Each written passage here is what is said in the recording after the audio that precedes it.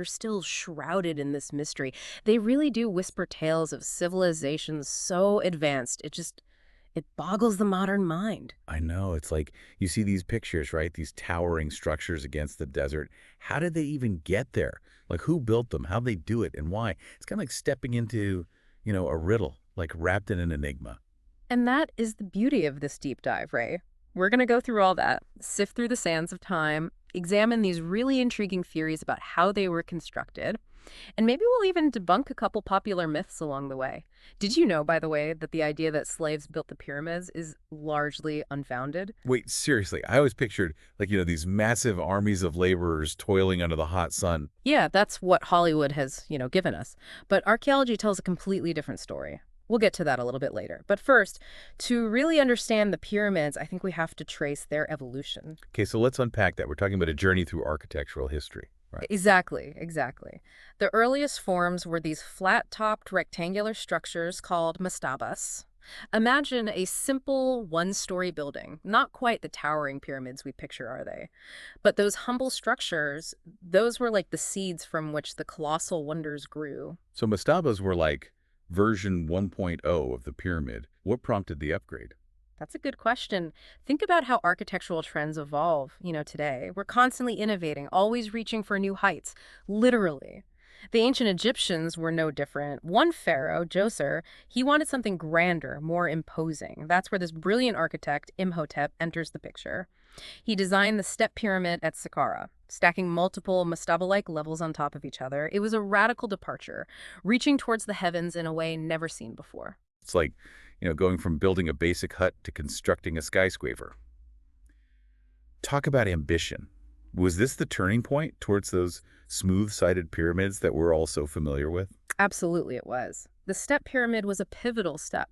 It's important to remember, though, that these structures weren't just about architectural innovation.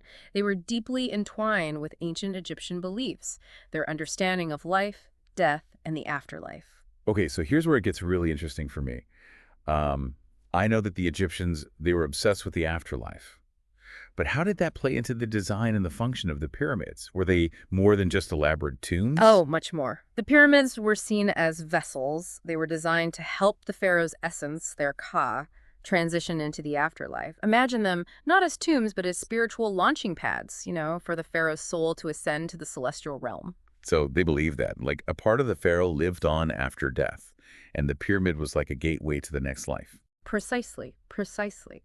And that's where that internal structure comes into play. We see all these intricate passages and chambers, often adorned with hieroglyphs and imagery, all designed to guide and protect the pharaoh's spirit on this journey. They even left instructions and prayers etched into the walls, known as the texts of the pyramids. It's like they created a roadmap for the afterlife, encoded in stone. Wow, that adds a whole other layer of complexity and meaning to these structures. It's like they were building with both earthly and spiritual materials. And that brings us to the most enduring mystery of all. How did they actually build these things? We're talking millions of tons of stone, some blocks weighing as much as like a school bus, all perfectly placed with unbelievable precision. Right, it's mind-boggling. I mean, they didn't have cranes or power tools. So, like, how on earth did they lift and maneuver those massive stones? Spill the secrets. Well, that is where we delve into the realm of theories. Some involve massive ramps snaking up the sides of the pyramids. Others propose these ingenious wooden contraptions and systems of levers. There's even speculation about harnessing the power of the Nile for transportation. So it's like a giant historical puzzle. Give us some clues, like, what are some of the most compelling pieces of this puzzle? One theory that has really persisted through the ages describes a step-by-step lifting process involving wooden machines. Whether this was entirely accurate, well, it's debated, but it offers a glimpse into the potential ingenuity of their methods.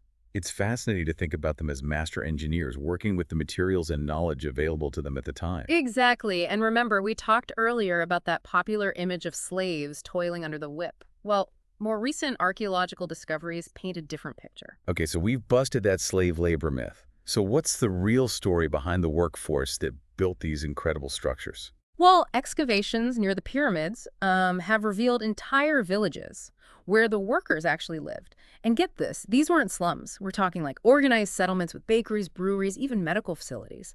The workers were skilled artisans, stonemasons, and laborers, well fed and, cared for. So not slaves, but more like, I don't know, a specialized workforce, like a community built around this monumental project, right? Exactly. They were even buried with respect near the pyramids with tools and possessions that indicated their craft and status.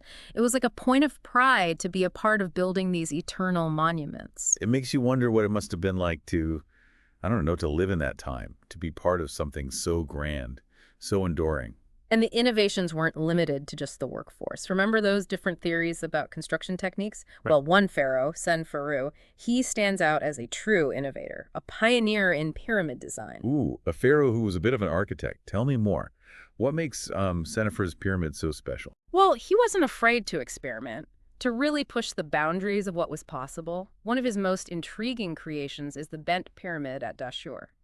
As the name suggests, it has a distinct kink in its slope, as if they changed their minds halfway through construction. A bent pyramid. That's definitely not your typical pyramid shape. What's the story behind this, like, architectural quirk? Was it a miscalculation or something a little more deliberate? That's the question that has puzzled archaeologists for centuries. Some theories suggest it was a structural concern. Maybe the angle was too steep and they had to adjust it to prevent it from collapsing. Others propose it was a deliberate symbolic choice, perhaps representing the sun's rays or a connection between heaven and earth. So Senefer wasn't just building tombs. He was pushing the limits of design, maybe even using the pyramids to express deeper meaning. And his experimentation didn't just end there. Senefru is also credited with the Red Pyramid, also at Dashur. This one, unlike the Bent Pyramid, it boasts smooth sides, marking a significant step toward the iconic Giza pyramids that we'll be discussing next. So it's like he was refining his technique, learning from each attempt, paving the way for those masterpieces that would come to define ancient Egypt. Exactly, and that's like a key takeaway here. The pyramids, they weren't just static structures. They represent a dynamic evolution of design, engineering, and even, spiritual beliefs. Okay, I'm hooked. Let's fast forward to Giza. Those pyramids, those are like the poster children for ancient Egypt. What sets them apart? What stories do those stones tell? The Giza pyramids, well, they are the culmination of centuries of innovation and ambition. They're larger, more complex, and more precisely aligned with the stars than their predecessors. They embody a level of mastery that continues to, just inspire awe. Yeah, I remember the first time I saw a picture of the Great Pyramid of Giza, also known as the Pyramid of Khufu. It was just like trying to comprehend something beyond human scale. Hmm. Do you ever get used to that feeling of awe, even as like an expert? Honestly, no. Each time I stand before those pyramids, I am just struck by the sheer audacity of their creation. Khufu's pyramid, for example, was the tallest structure on Earth for over 3,800 years. It's estimated to contain over 2 million stone blocks, each weighing an average of 2.5 tons. Imagine the logistical feat of quarrying, transporting, and precisely placing those stones without the aid of modern technology. It's almost like trying to wrap your mind around a different reality, a time when human ingenuity knew no bounds. And each pyramid at Giza has its own unique story to tell. Khafre's pyramid, though slightly smaller than Khufu's, actually appears larger in some photos because it sits on higher ground. It's also unique because it retains part of its original smooth outer casing, giving us a glimpse of how these pyramids would have shimmered in the desert sun. Wow, I can only imagine how magnificent that must have been. A gleaming beacon in the desert, a testament to human achievement. What about the third pyramid, Menkar's? How does it fit into the story Giza? Menkar's pyramid, the smallest of the three, well, it stands as a testament to the enduring power of symbolism. It's thought that the size of each pyramid at Giza actually reflects the length of the pharaoh's reign. Khufu ruled the longest, followed by Khafre, then Menkar. So even in death, they were competing, making statements about their power and legacy. That's fascinating. So the pyramids weren't just about the afterlife. They were also expressions of earthly power, a way for these pharaohs to project their influence, even beyond the grave. Precisely. And that drive, that ambition, that relentless pursuit of something greater, well, it's woven into every layer of these structures. Okay, but we're still kind of, dancing around the big question. How do they actually do it? Those massive stones, those precise alignments, those towering heights, what's the most likely explanation? That's the ultimate mystery, isn't it? We have these tantalizing clues, but the exact techniques used to lift and place those massive stones are still debated by experts. Some favor ramps, others propose these ingenious systems of levers and rollers. There's even the possibility of water-based transportation playing a role. So, like a good detective story, we have multiple suspects, but no definitive answers. I'm on the edge of my seat. Okay, so let's get back to those construction theories, those ramps, levers, maybe even water transport. I mean, it's hard to even imagine how any of those methods could handle like those multi-ton blocks. Right, and that's what makes it so fascinating, like trying to recreate a symphony, but you only have a few scattered notes. Mhm. Take the ramp theory, for instance. Imagine colossal earthen ramps, stretching hundreds of feet, built just to haul those stones upwards. Yeah, that sounds so incredibly labor intensive. Wouldn't building the ramps almost be as impressive as the pyramids themselves? Exactly, exactly. And that's one of the arguments, against that single massive ramp theory. Some researchers, they actually propose a system of smaller internal ramps, maybe even a combination of internal and external ramps. Oh, okay, so maybe they started with, external ramps for the lower levels. Then, as the pyramid grew taller, they switched to internal ramps, kind of like a multi-stage construction process. It's possible. And then you have the lever and roller theory. We know the ancient Egyptians, they were masters of simple machines. So imagine teams of workers, using levers to inch those massive stones upwards, then sliding them along on rollers. It must have taken so much coordination and manpower to move just one stone, let alone millions of them. Do we have any, evidence to support this theory? Well, we found ancient depictions of Egyptians using levers and rollers for other construction projects. It's not, a huge leap to imagine them applying these techniques to the pyramids. Right. It makes sense. They were incredibly resourceful. Yeah. You know, using the tools and knowledge they had to achieve these seemingly impossible feats. What about that water theory, though? How could they have used the Nile to help with construction? Some researchers believe that they might have created canals or fluid areas to float the heavier stones closer to the base of the pyramids. It would have been a pretty clever way to reduce the distance they needed to haul those massive blocks over land. Because they were adapting to their environment, right? Here. Harnessing the power of the Nile to aid their efforts. It really speaks to their ingenuity. And that's, I think, the key takeaway here. The pyramids weren't built with just like a single, magical technique. It was a combination of their ingenuity, their adaptability, and just sheer determination that allowed them to achieve these monumental feats.